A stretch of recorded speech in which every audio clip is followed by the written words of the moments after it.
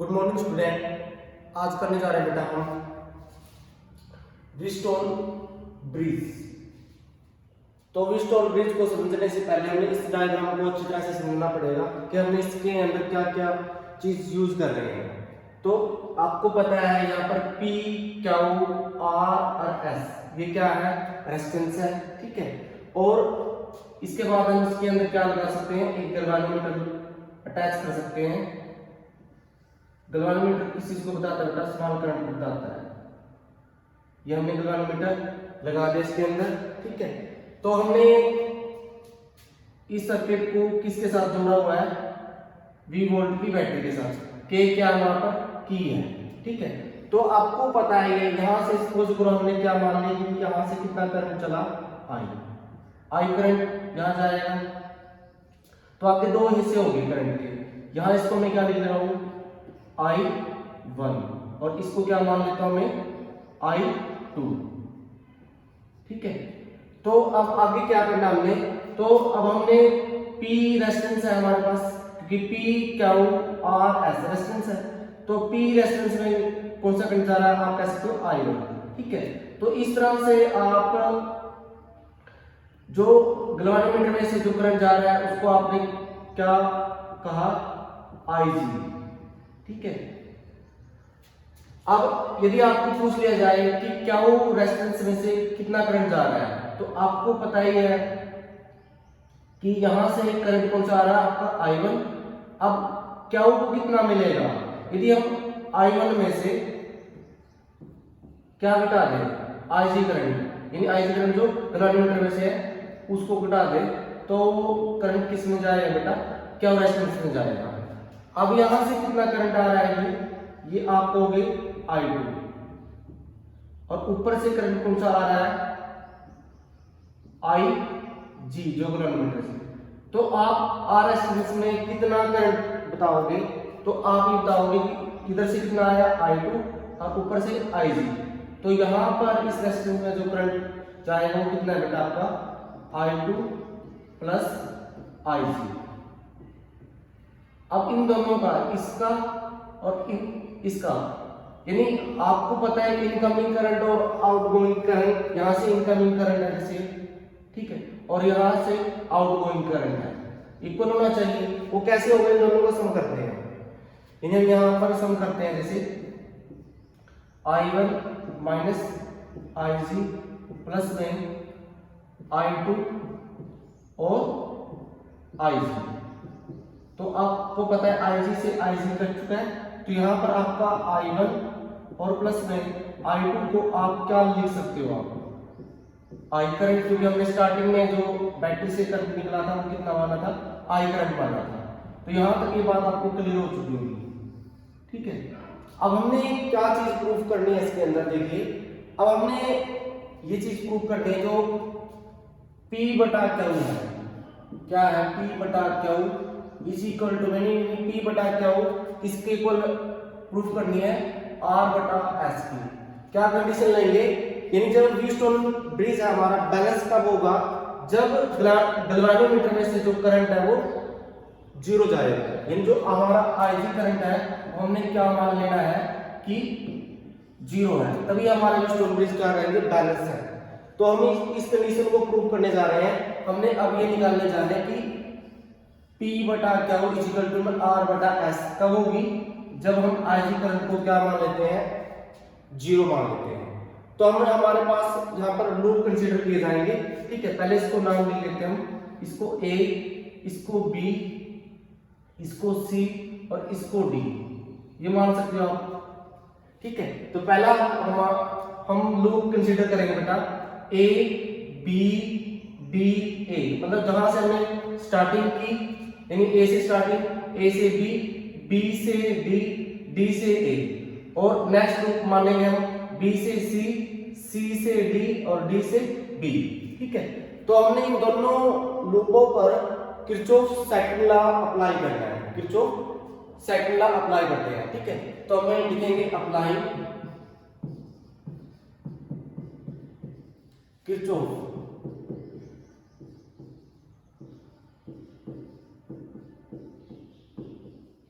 Second law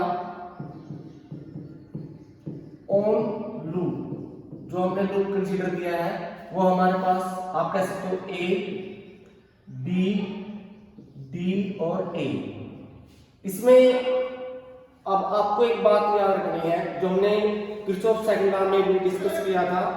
तो क्या बात याद रखनी है आपने, जैसे ही आप करंट की डायरेक्शन में, जिससे जहां करंट जा रहा है, करंट की डायरेक्शन में जो भी रेजिस्टेंस आएगी, करंट की डायरेक्शन में जो भी रेजिस्टेंस आएगी उसको पॉजिटिव लिया जाएगा, और जो करंट की डायरेक्शन के अपोजिट रेजिस्टेंस आती है तो नेगेटिव ली जाएगी। जैसे हम पहले यहां से स्टार्ट करते हैं, AC ली जाते हैं, तो I1 की मल्टीप्लाई P के साथ करोगे तो इसको पॉजिटिव लिया जाएगा।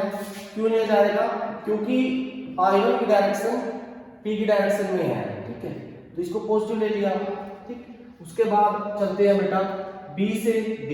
B से D आपको पता ही है, IG क्या है, गैल्वेनोमेट्रिक करंट है, और G क्या है, इसकी रेजिस्टेंस मान लो प्लस में। उसके बाद हम D से A आते हैं, D से A आते हैं। इसमें कंडीशन देखिए, आपकी करंट की डायरेक्शन अपोजिट है, करंट ऐसे होता हुआ ऐसे जा रहा है, तो आप I2 की मल्टीप्लाई किसके साथ करोगे ना, R के साथ करोगे, तो उसको आपको क्या कंसीडर करना पड़ेगा बेटा, नेगेटिव। क्या करना पड़ेगा इसको, नेगेटिव। तो क्या लिखोगे इसको आप, I2R। और सभी किरचॉफ सेकंड लॉ के अंदर आपको पता है वोल्टेज का सम क्या होता है, 0 होता है, क्योंकि ये भी वोल्टेज है, ये भी है और ये भी है। तो आपको पता है, ये तो आपको पहले रिजल्ट क्या है, आपका 0 है। क्यों? क्योंकि हमने IG को क्या पुट किया है, 0। तो हमारे पास इक्वेशन वन क्या आती है, I1P। क्या मैं इसको इस रिजल्ट को साइड ले जाऊं तो हमारे पास क्या रिजल्ट आएगा, I2 R। इक्वेशन फर्स्ट आ गई, ठीक है। अब क्या करते हैं, सेकंड लूप पे हम किरचॉफ सेकंड लॉ अप्लाई करते हैं, जो हमारे पास है B, C, D और B, ठीक है। तो हम किस पे अप्लाई करेंगे बेटा, हमने लूप ले लिया, लूप है हमारे पास, इस पे हमने किरचॉफ सेकंड लॉ अप्लाई करना है। हमारे पास B, C, D और B, क्या है हमारे पास, B, C, D और दोबारा फिर D। जहां से हमने स्टार्टिंग की है और वहीं से हम उसी पे पहुंचना है। तो आपको पता ही है, IG को हमने पहले ही 0 मान लिया है, ये वैल्यू तो 0 है। बट जो I1 है, I1 की मल्टीप्लाई क्या के साथ करोगे तो उसको आप पॉजिटिव कंसीडर करोगे, क्योंकि I1 की डायरेक्शन में I1 की डायरेक्शन में क्या आ रही है, आपकी क्या वो आ रही है, तो इसको आपने क्या लेना बेटा, पॉजिटिव लेना है। I1 क्या होगा, ठीक है। फिर आप कहां से कहां चलेंगे, C से D में देखिए बेटा, जो आपका IG है वो क्या आपका 0 है, तो अब डायरेक्शन अपोजिट होगी ना करंट की, ठीक है। तो इसमें जो आप I2 की मल्टीप्लाई ऐसे करोगे तो इसको क्या कंसीडर कर लोगे आप, माइनस, ठीक है। अब आप D से B जा रहे हो तो वहीं पर गैल्वेनोमीटर में से करंट तो आपको पता है 0 है, तो वैसे भी जैसे इसके अंदर 0 होता है वो भी 0 हो जाएगा, तो इसके इक्वल लिखोगे बेटा, इसको 0 के इक्वल लिखोगे, ठीक है। तो यहाँ तक बात आ रही समझ में। तो यहाँ से इसको साइड ले जाओ तो क्या आ जाएगा, I1 क्या हो इक्वल टू I2S। इसको इक्वेशन क्या मान लीजिए, इक्वेशन आप 2 कंसीडर कर सकते हो। अब क्या करना है, इक्वेशन 1 को 2 से डिवाइड देना है।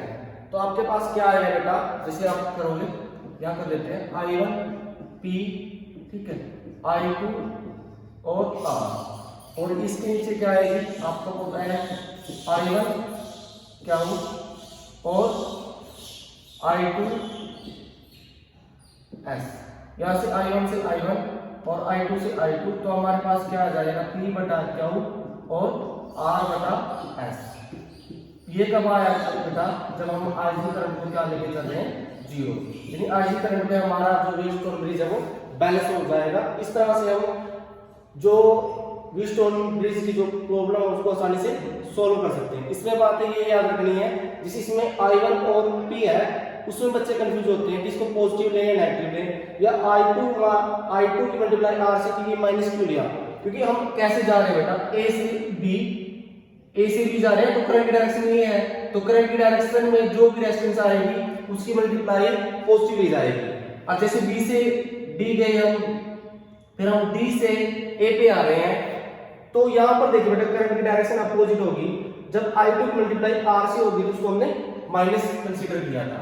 ऐसे इसी इसके केस में देखिए बेटा, जो हमारी यहाँ पर I0 करंट पहले 0 हो गया था, जब I1 की मल्टीप्लाई क्या उससे की, वो पॉजिटिव क्यों ली, क्योंकि हम किस डायरेक्शन में जा रहे हैं, हम B से C की डायरेक्शन में जा रहे हैं, तो उसको I1 की मल्टीप्लाई क्या उससे की, तो वो पॉजिटिव ली गई। जैसे हम C से D पे गए, तो आपको पता है कि करंट की डायरेक्शन अपोजिट होगी रेजिस्टेंस की, तो आपको पता ही है जो हमारी I2 की मल्टीप्लाई ऐसे की हम माइनस कंसीडर कर ली। फिर हम D से भी गए, जो गैल्वेनोमीटर में आपको पता है पहले करंट क्या है, 0 जा रहा है, तो उसको लिखो चाहे नहीं लिखो वो 0 ही है, तो यहाँ से हमने इसको इधर लिया, तो हमारे पास सेकंड इक्वेशन बनी, और इक्वेशन 1 को 2 से डिवाइड कर रहे हैं, तो हमारे पास ये रिजल्ट निकल के आता है कि I1 से I1 कटा और I2 से I2 कटा, तो P बटा Q R बटा S कब है ये IG, यानी गैल्वेनोमीटर का करंट जो 0 है। ठीक है, इस तरह से हम स्टोन ब्रिज को सोल्व कर सकते हैं।